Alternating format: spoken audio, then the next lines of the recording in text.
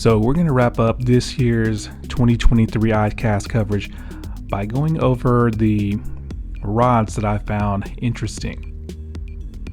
Now, the theme that I noticed this year was bait finesse, and it seems like a lot of companies are trying to, get a piece of the bait finesse pie. So that means here in America, if you can't find a bait finesse rod, that just means you're not looking hard enough, because we have a lot of options now. Now, even before this year's Icast, we had, I think, the Dobbins BFS lineup. KASTKING came out with a line of bait finesse rods, and I believe Phoenix came out with a set of bait finesse specific rods. And I'm sure there's others that I've missed or don't know about, but when it comes to bait finesse rods, we're actually pretty spoiled for choice here in America, at least for bass fishing. So let's get started.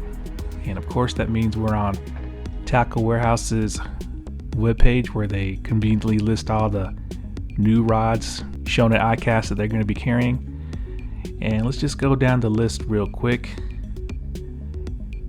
And you can see 13 Fishing came out with a bunch of quote unquote new rods, pretty expensive as well.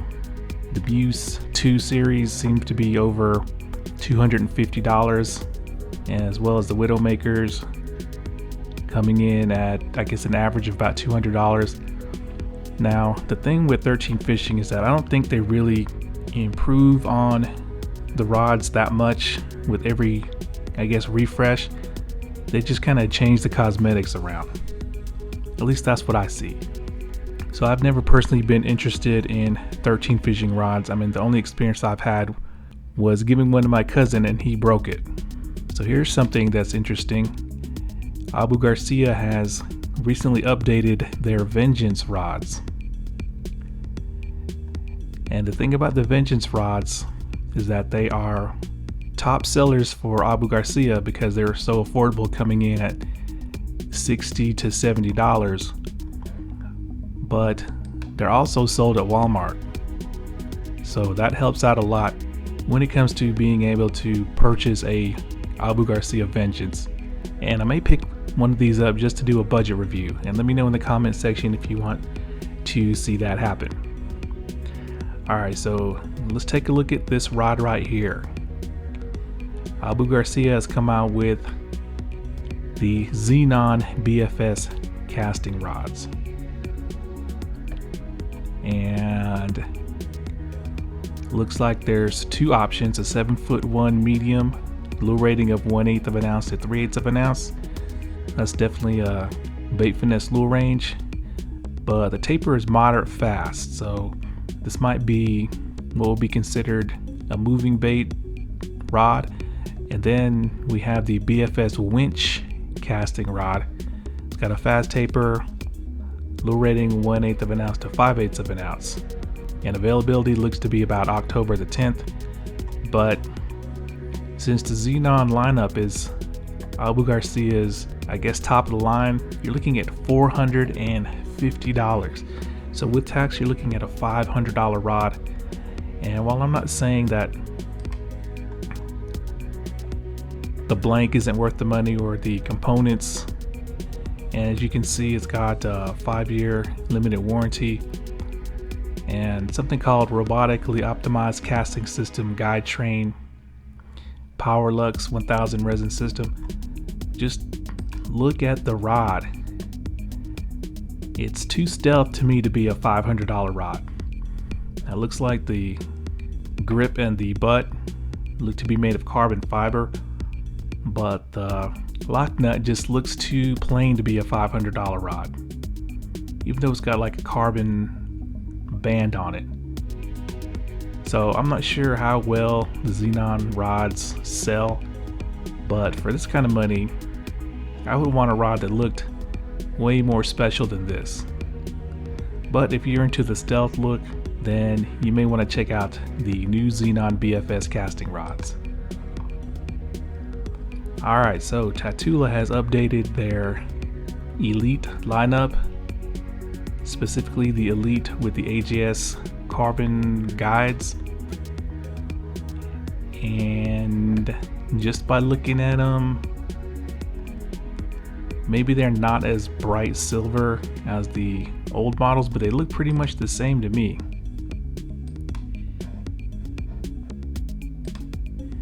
Now they are touting some improvements, such as, let me see here, the graphite, which is the SBF. They've done something to make them 5% lighter. It looks like they're using less resin.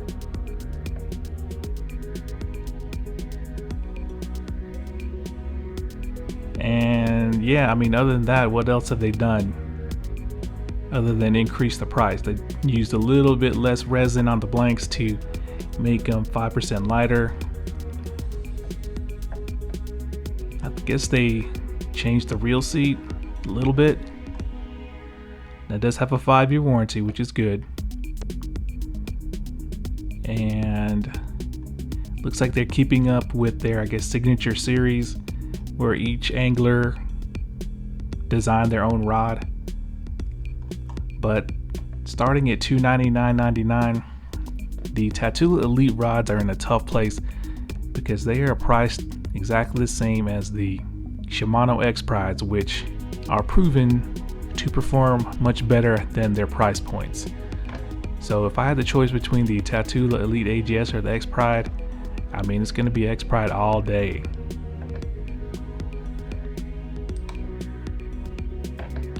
Alright, so check this out. So Evergreen has updated their Brett Height combat stick rods, and as you can see, it's very green. They went with a standardish Fuji, I guess, ECS reel seat. And yeah, now this is kind of like, I don't know, a downgrade in looks in my opinion from the previous combat stick. And maybe they still have those for sale. Yeah, here's the old combat stick. The one that had the camouflage grips and the aggressive looking ACS reel seat. And I actually almost bought one of these rods several times, but for some reason never pulled the trigger. But these old rods are now on sale, and it looks like they have plenty of stock. But the new rods, they went with a more conservative design. I guess it'll appeal to the majority of the people who don't like camo on the grips. But yeah, there's all the models right there. And one thing that's strange is I don't see the taper listed. But the price on the new combat sticks went up by $30 to $230.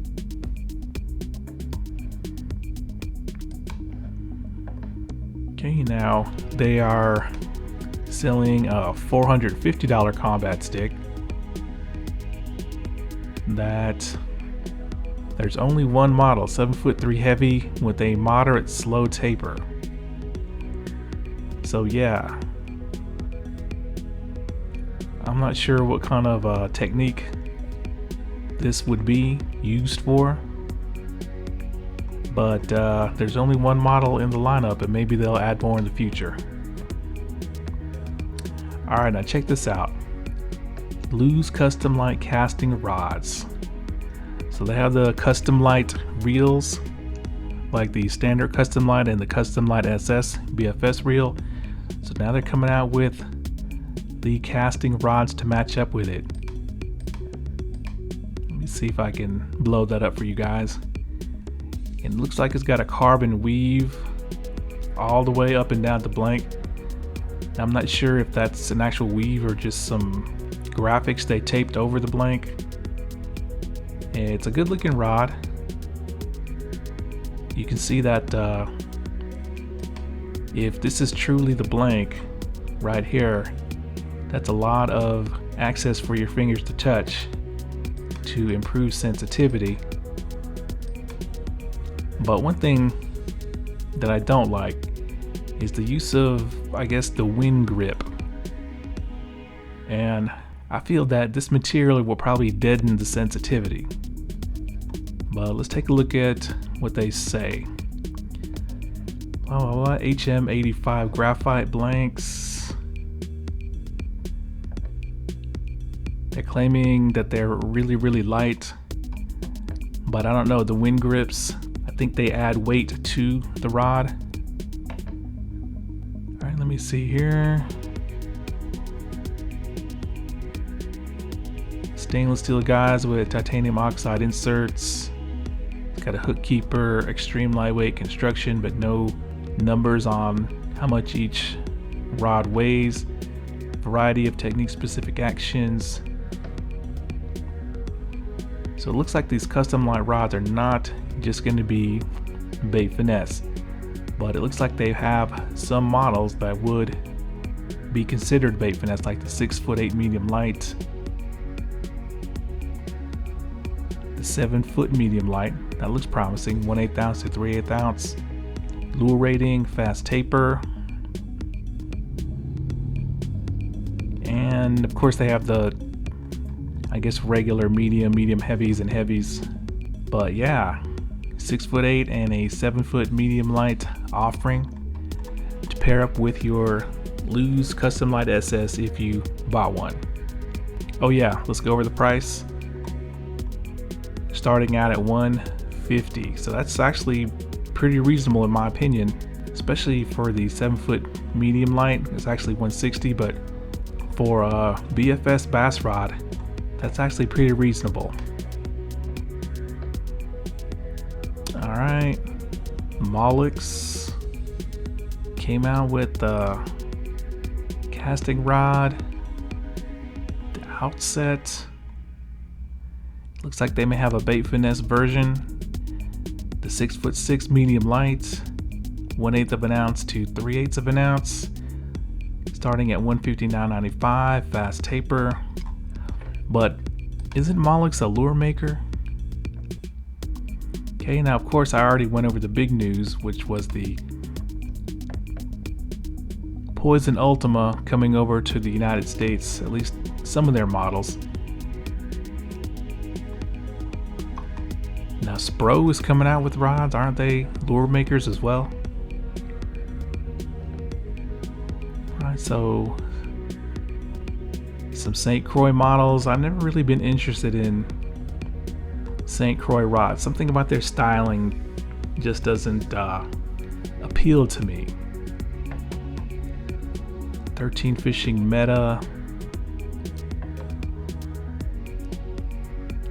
Xenon, Zodius, 7'3" heavy was added to the lineup, I guess. Looks like they've added some more models to the best-selling X-Pride lineup. And then let's check this out. This is probably the last rod I'm going to go over here on Tackle Warehouse. That's going to be the Shimano CURADO casting rod, coming in at a 6'8" light model. And where did it go? Here it is. So I think the CURADO lineup has always had like medium lights listed, but not lights, even though the lure rating looks to be the same as a 6'10" medium light, which has already been available. But these rods will definitely match up with your CURADO BFS casting reel. You just have a shorter option now when it comes to a bait finesse capable model. Alright, so this last rod I'm going to show you guys, I'm not sure if it was released or unveiled previously, or if it was even shown at this year's Icast, but KASTKING has come out with a rod just for their Kestrel BFS reel, and it looks pretty sick. Let's take a look at this. Can't really blow it up too much, but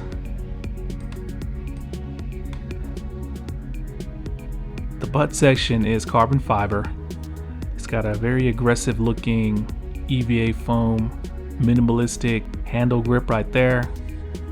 The split reel seat, and oh yeah, there's a better picture right here. Carbon fiber here, and here's more.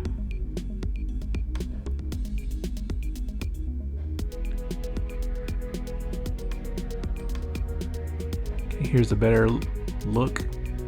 So this is a handsome looking rod, very stylish and cutting edge. Definitely not that good old boy styling that seems to dominate America. But here's more information on it. IM8 graphite with nano resins, carbon components, American Tackle, I guess titanium forged guides, American Tackle Vibe 2 reel seats, so they're using, I guess, quote unquote American components. And here's the rod in action, catching a Mayan cichlid, obviously down in Florida. But look at this. It says easily cast ultralight baits down to 1/64 of an ounce lure weight. So if you don't know how light 1/64 of an ounce is, that's the trout magnet jig head only, without the trout magnet body. So they're claiming these rods can load up a lure that weighs the same as just the trout magnet jig head itself. Now whether that's true or not, that remains to be seen. But look at some of the fish that they're tackling. Looks like a clownfish there, or a knife fish. And here's some specs. So you're going to get 1, 2, 3, 4, 5 spinning, and then 3 casting. Of course, we're interested in the casting models.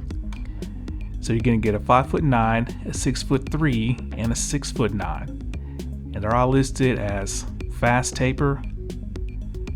And it looks like the 5'9" model is the only one that's rated down to 1/64 of an ounce. And you can see the rod weight there. And these are 2-piece. And here's the lure ratings for the other 2 models. So I'm definitely interested in this 5'9" model. If only just to test it out to see if it'll actually just cast a bare trout magnet jig head. Now the best part about this rod is it's only $90. It's only 90 bucks. So I might just buy one as soon as I stop making this video, because 90 bucks for a BFS rod that's supposedly this capable is a bargain. Of course, I guess since this is KASTKING USA, it will come with a warranty of some sort. So yep, there we go guys. It was pretty much business as usual for rods this year. Companies just adding more models to their existing lineup, and other companies just refreshing their current lineups. But the biggest theme I saw was that more and more companies are adding bait finesse capable rods to their lineups. So you have no excuse if you're looking for a BFS rod here in America. You have a ton of options now. So let me know what you guys think in the comment section, especially with this Kestrel finesse rod. Does anyone have any experience with it? If so, let me know in the comments. Alright guys, thanks a lot.